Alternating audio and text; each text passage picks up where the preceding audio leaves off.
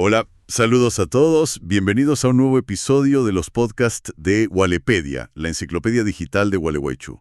Hoy nos metemos de lleno en la historia de un lugar muy emblemático de Gualeguaychú, la azotea de La Palma.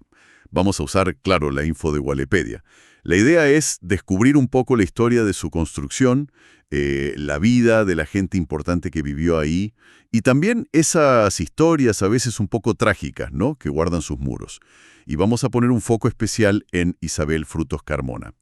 Arranquemos por el principio. La ubicación. Esquina de San Luis y Jujuy. La mandó a construir Francisco La Palma, allá por 1830 más o menos.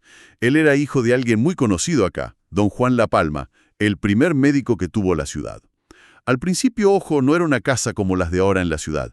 Era más bien un casco de chacra, ¿viste? El centro de una propiedad de campo. Claro, imagínate, estaba rodeada por 45 hectáreas originalmente. Una barbaridad. Sí, con quintas de frutales. Ahí hacían dulces, velas, escobas, hasta trabajaban el cuero, talabartería. Era un centro productivo entonces. Exacto. Y el estilo de la casa es italianizante, muy de la época. Un detalle interesante son las iniciales FL de Francisco La Palma, que están en el fierro forjado del balcón. Ah, mira vos. ¿Y quiénes vivieron ahí primero? Bueno, el propio Francisco La Palma con su esposa, Martina Josefa Carmona Gómez. Y un dato no menor, el poeta olegario Víctor Andrade también vivió ahí un tiempo, de joven. Qué personaje, Andrade. Y es interesante pensar cómo esa casa representaba el estatus de la familia La Palma Carmona. Hay que recordar al padre, Juan La Palma, que le decían Juan Lamego.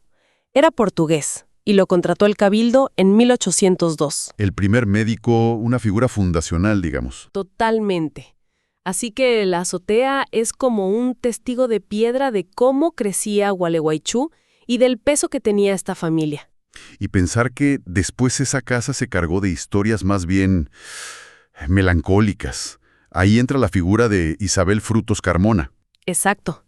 Isabel era sobrina de Francisco La Palma, hija de Benito Frutos y Petrona Carmona. Y su historia es, bueno, es la clásica historia de amor imposible, ¿no? Así parece. Se dice que se enamoró perdidamente de un jornalero correntino. Pero el padre de ella, don Benito Frutos, se opuso totalmente. Claro, la diferencia social era un muro en esa época. Él, el jornalero, se tuvo que ir. Y a ella, bueno, la recluyeron en la azotea. Qué destino terrible. Y la tristeza la consumió, ¿no? Sí, murió muy joven, con solo 19 años, el 26 de febrero de 1856. Los papeles dicen murió tísica, o sea, de tuberculosis, que era común. Pero la leyenda añade otra causa. Exacto, añaden murió de amor. Y de ahí viene la leyenda, ¿viste? De que su fantasma vestido de blanco todavía anda por los balcones. Una historia que perdura. Y hay un dato más sobre ese amor, fíjate. Viene de una carta de 1933 de Pedro Melchor Zavala Palma, que era sobrino de Isabel. ¿Qué decía esa carta? Contaba que ese pretendiente, el que rechazaron por pobre, digamos, años más tarde llegó a ser una figura política importante en otra provincia. Mira vos. ¡Qué ironía! Totalmente. Te muestra la rigidez social de la época y cómo esas normas podían destrozar vidas, ¿no? Sí, vidas marcadas por esas convenciones. Y hablando de Pedro Melchor Zavala Palma, el que escribió la carta. Él también tuvo un final trágico en esa casa. Sí, terrible. Se quitó la vida en 1941. Ahí mismo, frente al aljibe del patio. Los diarios de la época mencionaron un revólver, una carta que le dejó al hermano, Jesús María. Otra sombra sobre la azotea. Y no fue la única después de Isabel. No, para nada. Están las hermanas Rosa y María La Palma, también sobrinas de Isabel. ¿Qué pasó con ellas? Bueno, Rosa cuidó durante años a María, que tenía problemas de salud mental, digamos.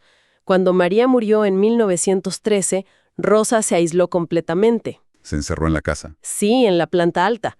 Vivió así, recluida, hasta que murió en 1959. Se volvió una figura misteriosa, casi una leyenda urbana de Gualeguaychú.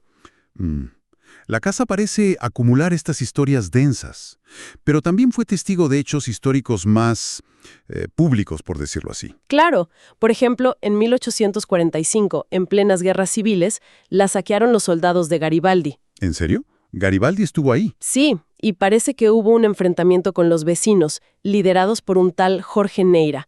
Incluso dicen que Garibaldi les exigió dinero a los La Palma. Tiempos violentos. Muy violentos. Y también un reflejo de la dureza de la vida es la alta mortalidad infantil en la propia familia de Francisco La Palma. ¿Cuántos hijos perdieron? 5 de 12 hijos murieron siendo niños. Es tremendo. Uf, sí. ¿Y quién fue el último La Palma en vivir allí? Fue Salvador Delfín La Palma. Le decían Lilo. Él falleció en 1975. ¿Y después de él? 3 años después, en el 78, la compró la municipalidad. Y bueno, tras restaurarla en 1986, se convirtió en lo que es hoy, el Museo de la Ciudad. Un final al menos para el edificio que busca preservar toda esa carga histórica. Exacto, un esfuerzo muy valioso para que esa memoria no se pierda. Tantas vidas, ¿no? Alegrías al principio, muchas tristezas después, todo contenido ahí, entre esas paredes. Te deja pensando, ¿cómo será que los lugares, como la azotea, absorben y transmiten las historias de la gente? ¿Cómo se vuelven parte de la memoria de una ciudad? Y estas leyendas, ¿qué nos dicen realmente sobre el pasado? Sobre esas tensiones que quizá, de alguna forma, todavía resuenan. Hasta aquí el episodio de hoy. Hasta nuestro próximo encuentro.